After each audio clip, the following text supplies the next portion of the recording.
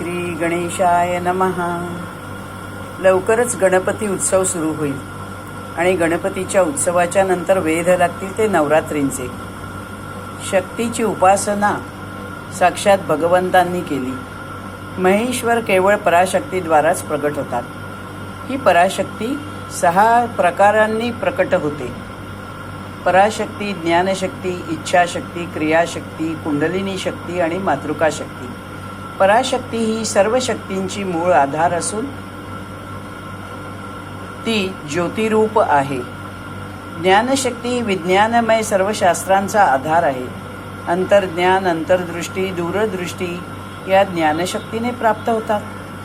इच्छाशक्ती ही उच्च सत्वगुणांच्या बलावर वायुमंडलातील लहरींशी तादात्म्य पाहून इच्छा प्रगट करते आणि पूर्णही करते.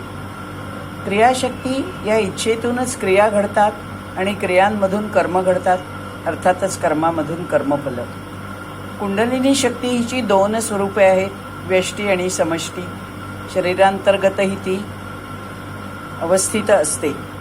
आकर्षण आणि विश्लेषण, विद्युत आणि आंतरिक तेज अशी जोड घालणारी शक्ती शरीरामध्ये सुप्त अवस्थेमध्ये असते.